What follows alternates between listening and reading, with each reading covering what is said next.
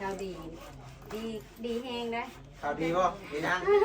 เวลามีคอมเมอร์เซอร์ไพรส์น้องแต่ครับเอาโอ้ย บอสิมาถามลูกว่าเพราะว่า FC เพิ่นก็หลายคนเนาะเพิ่นเม่นมาว่าชะนาง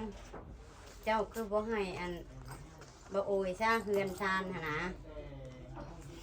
แปลว่าชะนางก็บอกว่ามันบ่แม่นเฮือนของชะนางเด้ออันนี้พ่อแม่พี่น้องเป็นเฮือนของน้องสาวของชาวนางแต่ชาวนางหากให้เพิ่นอยู่แต่มื้อนี้แหละสิถามจากลูกเพราะว่าเพิ่นก็บอกแต่หึงแล้วแต่ จะไปนั่งข้างนอก นั่งนี่ก็ได้มั้ง บ่ได้ยินแต่เสียง ไปรถจังไงนางมันจังเป็นการ แม่ไล่เลยมาแม่ไล่เลย มันจังเป็นการโปรโมทช่องของเราเลยได้มันให้เราไปข้างนั่นนี่มันจังจิกเก่ากันเห็นนะ เนาะวันนี้เนาะ เราเป็นคน พอคันใดแล้ววันนี้คนลืมคำ บ่ ว่า เอาใหม่ก็ได้เริ่มใหม่รถ เริ่มใหม่แล้วนี่เนาะ แม่ได้เยอะ เดี๋ยวมาแอคชั่นมา ไปนั่งน้ำเบาโอ้ยเพื่อนแหละ นั่งนี่เนาะ ทางมีแน่มีเรื่องอย่างนี้ส ไป บาย เบิดกับทุกคนเนาะเบิดทุกต้องเลยโดยวันนี้ก็พนางกับอาชีมาแจ้งข่าวให้ลูกทั้งพ่อแม่พี่น้อง เลย เพราะว่ามันกะเต้เฮิงๆแล้วเรื่องดินเนาะ FC กับทางช่องชาวนางหรือว่าช่องอื่นๆก็สิคอมเมนต์มาว่าเอ้าชาวนางเป็นหยังจังบ่ให้อันบ่โอยซะเฮือนหั่นชาวนางก็สิมาแจ้งข่าวว่าบ่แม่นเฮือนของชาวนางกับบ่แม่นดินของชาวนางแต่ชาวนางเป็นคนชื่ออันเพราะว่ามันเป็นเฮือนของน้องสาวของชาวนางพ่อแม่พี่น้อง เป็นเพื่อนของน้องเนาะ แม่นเพราะว่าน้องเพิ่นเฮ็ดเวียกอยู่ประเทศไทยเพิ่นเฮ็ดกับผัวเพิ่นและเพิ่นก็ฝากเงินมาให้ชะนางชื่อชะนางก็ชื่อไว้ให้เพิ่น เลย และมื้อนี้ก็เลยสิมาบอกทางลูกว่าสมมุติว่าเขาเจ้าขายแต่เหิงแล้วเฮือนหลังนั้นให้เจ้านอน แต่แม่ก็ยังบ่มีผู้ชื่อแม่ก็ยังบ่บอกเจ้า และมื้อนี้ก็เลยสิมาบอกเจ้าบ่แม่นว่าสิว่าน้องกระแตมาได้เฮือนแล้วได้เพิ่นยังสิขายเพิ่นขายแต่ก่อนหั่นแต่บ่มีผู้ชื่อ และกันทาว่ามีผู้ชื่อ และแม่จะได้ขายเฮือนนะฮะจะว่ามาขายแล้วจะไปอยู่ใส่ จะไม่อยู่พี่แล้ว ฮะไปอยู่น้ำนอกนั่นแหละแม่อยากบอกเจ้าไปนั่นแหละเพราะว่า เสียใจเนาะ นั่นแหละจะหน่อยปั่นเอ้าเอฟซีปั่นว่าเอ้าสนางปั่นจะขายปั่นคือว่าบอกปุ๊บปั๊บแล้วขายโลดนะ คือบุคายแต่หึง คือบ่ขายแต่เฮิงแต่เพราะว่าเพิ่นเจ้าขายแต่เฮิงแล้วนี่ก็บ่เชื่อแล้วให้ถามน้องกระแตเองจากปากน้องกระแตให้น้องกระแตเล่าว่าแต่มือคอยซื้อมันเป็นเงินคอยหรือเป็นเงินน้องสาวก็คือว่าลูกเพิ่นฮู้ จะหาหูนำกันนะว่าน้องแต่ไปตื่นกล้องพี่น้องไปพูโอ้คอยกระตื่นด้วยกันแล้วคิดว่าอย่าง ปล่อยขึ้นมางูเห่า ให้น้องเพิ่นเว้าอีกก่อน เดี๋ยวจะให้น้องแต่อธิบายให้ชีเพิ่นเข้าใจแล้วจนให้ชีเพิ่นโจมตีทั้งเลยนาง แม่นางเป็นคนซื้อหาเงินเป็นเงินของน้องเราหานะแล้วแม่ว่าตอนที่แรกน้องเจ้าขายกับเจ้าขายให้แม่นางทางแม่นางก็เลยว่ามีคนอยากได้อยู่เป็นน้องเราเงินก็เป็นแม่นางมาปรงเองหาเงินน้องเราเป็นดินของน้องเราเพื่อนน้องเราในนี้หานะแม่นางไงว่าไงแม่นางเรามีสิทธิ์เลยกับดินกับเพื่อนนั่นนะดินของน้องเรา แหละบัดนี้แหละจุเจ้าแล้วขอว่าคันว่าชิบจะขายชาวจะขายแล้วสิขอให้บุญแล้ว แม่น นะ ก็เฮ็ดบุญแล้วได้จังสิออกไปเนาะ แม่นแต่ข้อการเลยว่ากะย่าว่าเพราะว่ามันบ่มีผู้ชื่อเพราะว่าเจ้าแล้วมีเจ้าหนึงก็มาเบิ่งแล้วบัดนี้ลูกเพิ่นบ่ให้เอาเพิ่นว่าเพิ่นยังเฮ็ดเกินเวลานะพอก็เลยหยุดแล้วก็ยังบ่ได้บอกลูกนะแต่บ่โอยข่อยยังบ่ได้บอกว่าว่าสิเจ้าขายจังซั่นสิพอถ่ายสมมุติว่ามีผู้ตกลงประมาณอาทิตย์หนึงเนี่ยข่อยจังสิบอกเพิ่นความคิดนะแต่ยังให้เพิ่นนอนก่อนเพราะว่านอนหั่นมันก็ความอบอุ่นเฮาเนาะเฮาก็บ่ย่านนะความคิดนั่นแต่จริงแล้วข่อยก็บ่ยังให้ขายแต่เป็นหยังข่อยจึงบ่ยังให้ขายบ่ให้ขายเพราะว่ามันยากข่อยบ่มีบนผูกงัวยามบนตก ต้นเหตุข่อยบ่ยังให้ขายเลยมันดึงบ่ได้เพราะว่าเป็นของเขาเนาะ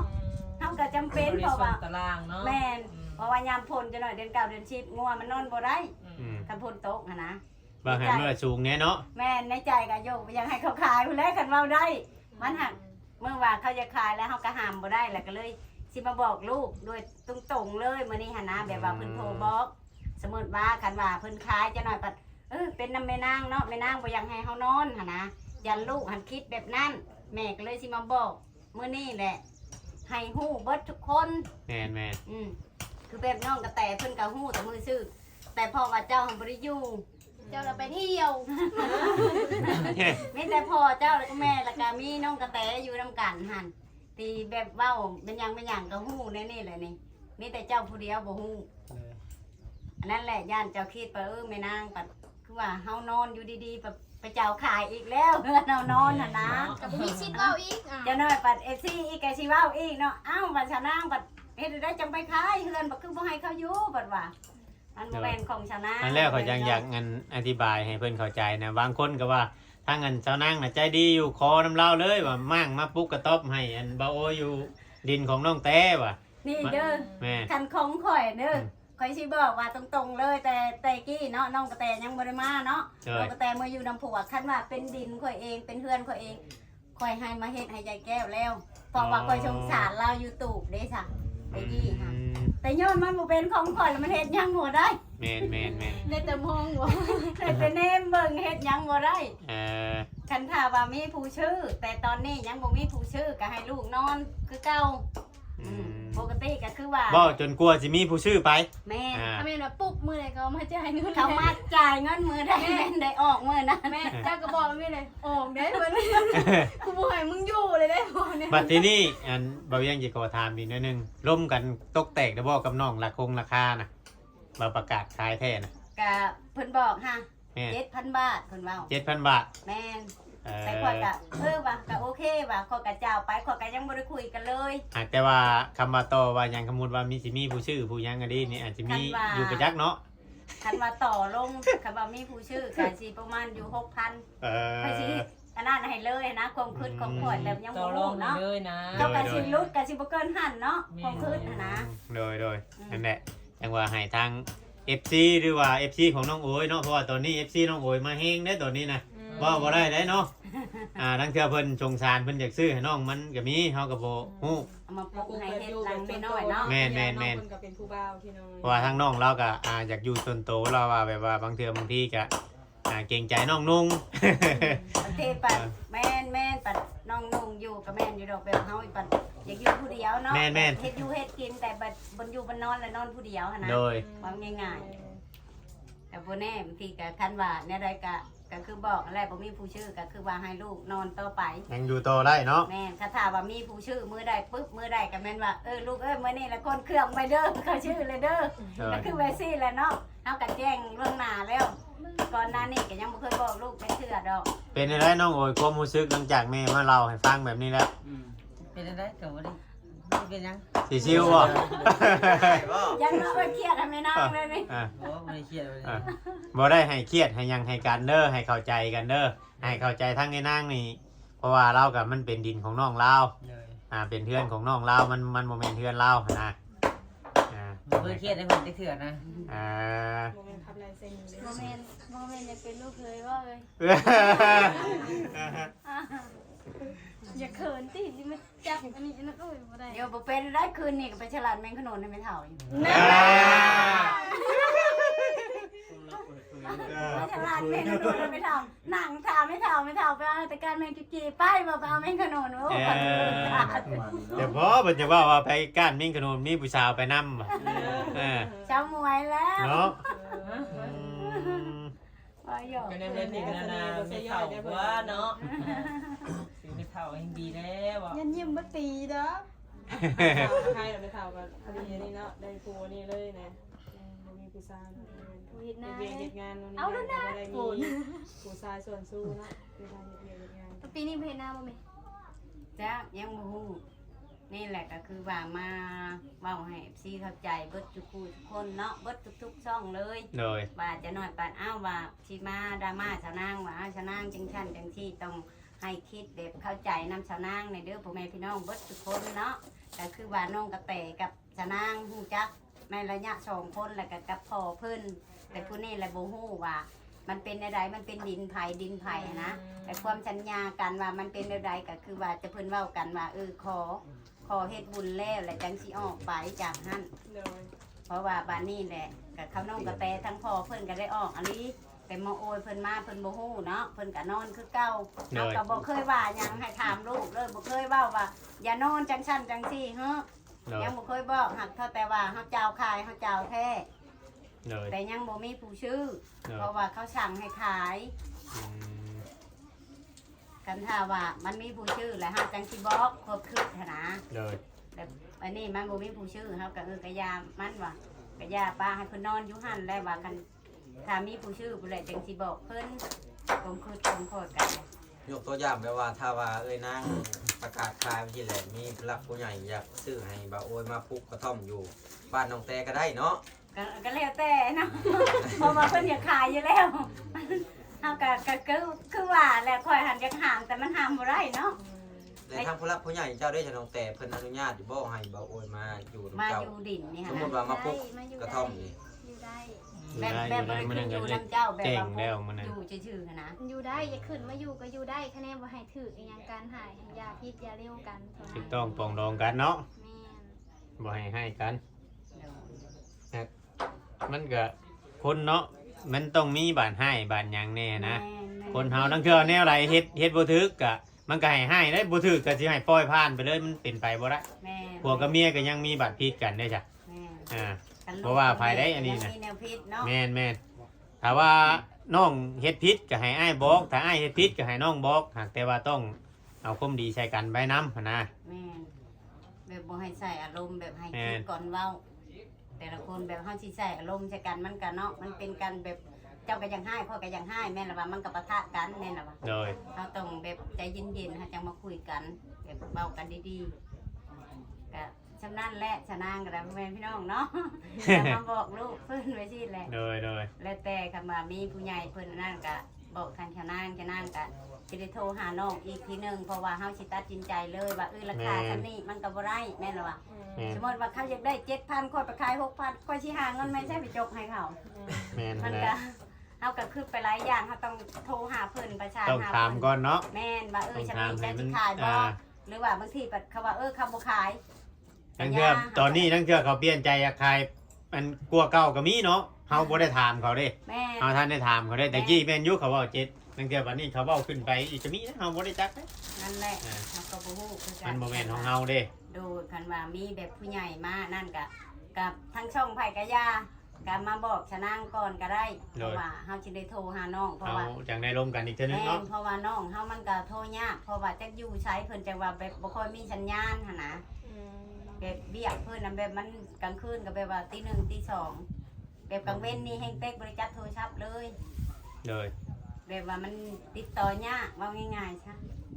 เฮาต้องถามเบิ่งเพิ่นรายละเอียดเฮาก็ได้ ทางก็ง่วงนอนแล้วบ้าน สิรับแล้ว เออ เนาะพี่น้องก็คือว่าทาง บ่ นาง เข้าใจเนาะทางเอซีห มา ลา แจ้ ย ง ๆคนเนาะ ทางน้องแต่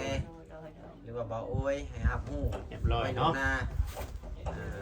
เพื่อว่าให้บ่าวโอยรับรู้เนาะ อย่างกันเนาะถือว่าเข้าใจโดย ก็เลยผัดยาลาเข้าใจผิดอีกแล้วเนาะว่าน้องมงได้เฮือนแล้วผัดบ่อยากให้อยู่เฮือนอยู่ซ่านผัดเข้าใจผิดได้จังๆเนาะ เปิดเผยความที่อยากแจ้ง รับทราบเรียบร้อยเนาะบ่าวโอยบ่ได้น้อยใจทางแม่นางติ เราเข้าใจ เข้าใจกันติดีแล้วจะคิดจังไดเนาะ นึงคุณได้นี่กับน้องเอ้ย แม่เฒ่าในอนาคต เป็นฝนฟ้าสายฝนลาย ก็คื ที่ อ รายได้อยู่แต่ละก็ กับ บ่ได้ กั เค บ ย ความคิดของเฮาเนาะคันสมมุติว่าคันผู้คันว่าเฮาสิแบบบ่ดีต่อกันหั้นนะจะว่าบ่ อคติ เฮา ต่อกัน เฮา เนาะ ชื่อปึ๊บเฮาบ่ให้อยู่กับสิทธิ์ของเขาแม่นล่ะว่า แม่น สมมุติว่าน้องคอยเว้าบ่ให้อยู่ข้อยก็ห้ามยังบ่ได้อันนี้น้องเขาว่าเจ้าค่ายก็เพราะว่าข้อยก็บ่ได้ติดต่อหาเอาให้ลูกอยู่เพราะก็คิดว่าลูกมันยากบ่มีบุญอยู่เด้ค่ะเฮาก็ให้อยู่ไปคันว่าเฮาแบบเป็นคนจุกจิกไปโทรบอกน้องมันยังบ่หนีได้ยังอยู่นี่ สมมติว่านะสมมติว่าน้องขอยก็แบบให้หนีรถเฮ็ดได้ๆจ้ะนี่ขอยก็ว่าน้องขอยก็ว่าดีอยู่เพิ่นก็บ่ได้ให้นะแต่แค่เพิ่นเจ้าขายชื่ออยู่นี่ก็อยู่บ่แม่นแต่ปีแล้วเนาะขายแต่ช่วงเดือนหยัง ไก่แล้วบ่ฮอดกันเนาะ แต่ปีหนึ่งไปขาย ขายช่วงอันเข้าพรรษาได้เฮ็ดบุญบ่ได้เด้ ปีหนึงหรือบ่ ช่วงเข้าพรรษา เขาพรรษา ใกล้เลยเนาะเกือบแล้วบ่ฮอดปีก็เกือบแล้วเนาะ 18นี่เนาะ ถือว่าเข้าใจกันเกิด2กรรม2ฝ่ายเนาะ โดยชื่อว่าบ่เครียดให้แม่นางก็ต้องเข้าใจกันเนาะ เคยเครียด โอ้ยก็ว่าเนี่ยลูกน่ะบ่เคยเครียดให้แม่นางเครียดให้ลูกตลอดไปลูกไปลิ้นนั่งก็ลูกไปลิ้นน้องหมวยให้น้องหมวยเขานอนว่านี่แหละ โดย เสิร์ฟไว้เนาะเราบ่ได้ได้เสิร์ฟ เมื่อไรเด้อบัดนี้เด้อลูกเด้อ ก็ ไม่ เมื่อวันเดียวเนาะสบายดีแล้วสะทางเฮากันเลยเนาะโดย เดี๋ยวแล้วก็ จบแล้วพี่น้องเลยว่าแจ้งให้น้ำกันพี่น้องเลย ดูนำกันเรา2กัน2ฝ่ายพี่น้องกระถามมาที่นี่ก่อนพี่น้อง จบแล้วก็พาเบิ่งผู้รักผู้ใหญ่เพิ่นแล้วบัดนี้ก็สิว่าในใดเนาะ แม่แต่เพิ่นเนาะ จำต่อไปจบไปจำต่อ รอผู้รักผู้ใหญ่เพิ่นนั่นแหละเพราะว่ามีคนสิเฮ็ดกระตุ้กระสอบให้บางทีเพิ่นอาจจะพิจารณาก็มี เดี๋ยวน้องไปครัวซิมกันเด้อ โอ บัด เคโอเค แต่พวกมันได้ บ่ไปโลด มันหนาว นะเอากี่เอาต่อบาดนี้ก็เอาต่อก็ได้เอาพี่น้องก็ถือว่าเมื่อกี้นี้ทางไอ้นางเพิ่นก็ได้มาแจ้งข่าวพอดีปานใดกับบ่าวโอยเนาะแต่ก็มันก็เป็นสิทธิ์ของน้องสาวเพิ่นเพราะว่าบ้านหลังนั้นก็ขายแตะดนแล้วแต่ว่าเพิ่นน่ะยังให้อยู่อาศัยและที่นี่เพิ่นก็เลยมาบอกให้น้องโอยหำฮู้นํกันเพราะว่าบ้านหลังนั้นน่ะคนที่หำฮู้น่ะมีแต่น้องแต่กับพ่อจอยเนาะบ่าวโอยยังไปเที่ยวน้องแต่ว่า บัดนี้หลังจากที่ฮู้ข่าวแหละในความรู้สึกเป็นจังไดบัดนี้ แต่ว่าจะเป็นหยัง ก็ แต่ บ่ ธรรม เป็น ดาแบบมันสิเครียดสิหายไปเลยพี่ซัง อืม ก็ได้อยู่ด้วยนั่นก็ ก็ดี ดีปานใดแล้วแม่ บุญแล้วเนาะ แม่น ก็เพิ่นทำมาแจ้งหั้นนะเพิ่นก็จำใจเลยเราก็ได้ถือว่าเอ้ยนางนี่โอ้เป็นคนผู้หนึ่งแหละพูดจามีเหตุผลว่าง่ายก็ได้ ถ้าว่ามีผู้ซื้อหั้นนะถ้าว่าบ่มีผู้ซื้อเจ้าก็นอนปกติคือเก่าหั้นนะมันก็บ่ได้มีปัญหาดอกตัวนี้นะนอกจากว่าหลังจากที่เอ้ยนางเพิ่นประกาศขายและมีผู้รักผู้ใหญ่อยากซื้อให้เจ้า และเอามาปลูกอยู่ที่น้องแต่บ่ตัวนี้ก็เป็นอีกเหตุผลหนึงตัวนี้คือน้องแต่ว่าทางผู้รักผู้ใหญ่เพิ่นก็อนุญาตเป็นที่เรียบร้อยนะก็คือเพิ่นว่าจะขายนะภายใน 6,000 7,000 นี่แหละพี่น้องเอ้ยถ้าว่าที่เป็นเงินกีบก็ประมาณ4ล้านเงินบาทน่ะ7,000แม่นบ่บ่าวลาว แม่น เนาะ ประ ประ มาณ สานงานต่อจากบัดนี้ ได้ประสานผู้รักผู้ใหญ่เพิ่น มีแต่ว่าเบิ่งผู้รักผู้ใหญ่นี่แหละพี่น้องเอ้ยก็น้องแต่เพิ่นก็บ่มีปัญหาถ้าว่ามาอยู่ถูกต้องปรองดองกันก็ดีใจนํคนที่มาถ่ายคลิป YouTube ก็ได้ มามีแต่หายมีแต่เครียดกันห้อยมันบ่มีคนอยากเข้ามาได้บาดนี้ถือว่าดีแล้ว มาถูกต้องปรองดองกัน พี่น้องเลยเนาะสบายดีมาตั้งกล้องน้ำเบาเองก็น้ำเบาลาวก็เป็นจะได้ที่ไปฮอดชัยละกล้องข่อยขาฮะตัว ตาเบิ่งกันได้นะ มาต่อ EP เป็นจะได้ทางบ่าวบอยบ่าวโอ้ยเดี๋ยวเป็นเขาพี่ก็ถึกโอ้แปดกระดาษทางเงินเวลาเพิ่นมาอธิบายบ่กินโอ้อธิบายให้จ้าแจ้งเวลารีบอธิบายด่วนติดตัวสมมุติว่ามีคนชื่อต้องได้ง่ายออกมาดูได้เนาะ น้องโหยตกที่นั่งลำเบือก โดยครับบอกสามีจบ น้องโหยตกที่นั่งลำบากคือกดดันโดนกดดันก็แม่น ไก่ต้น ก็บ่แม่นดอกเพราะว่าเพิ่นมาแจ้งก่อนเด้ แจ้งก่อนข่าวแล้ว แม่น เจ้านายบอกปึ๊บปั๊บบัดชื่อบัดออกไปรถบัดทีนั่นได้เนาะ แจ้งให้ฮู้เด้ แจ้งยามผู้ก่อน คือว่าเพิ่นให้อยู่มานี่ก็บ่แม่นแต่เดี๋ยวนี้เด้นี่ถ้าเป็นคนบ้านอื่นน่ะเพิ่นบ่ให้อยู่เด้บ่ดินก็เป็นสิทธิ์ของเพิ่นเลยเด้ กับแมนพวกเพิ่นอยู่แต่ว่าอันนี้เพิ่นก็เห็นมาแต่ไหนมาเนาะก็เลย สำลูกเนาะ สำลูกสำเต้า เป็นตั้งแต่ว่าโอ้ยแล่นแก้ส่งโอ้ แต่ว่า ในเมื่อกรณีน้องเราบ่ซื้อดินนะ แม่น ซื้อดินซื้อดอนแล้วเพิ่นก็อยากเฮ็ดเรือนเฮ็ดซ่านบ่เพิ่นวางแผนไว้เพิ่นเว้านะโอ้สิประมาณนั้นพี่น้องเอ้ยถ้ามีคนมาซื้อเรือนซื้อหยังก็สิได้มากออกไปเนาะพี่แรกมาพักมาเซานำน้องพี่ใดเนาะน้ำน้องของแต่พี่น้องเอ้ยทางบ่โอยนี่มีการวางแผนคิดแบบอยากไปเฮ็ดเวียกเฮ็ดงานอยู่โรงงานอยู่บ่อยู่ประเทศไทยบ่อยู่ตามโรงงานนะเคยคิดบ่ เคยอยู่แต่กี้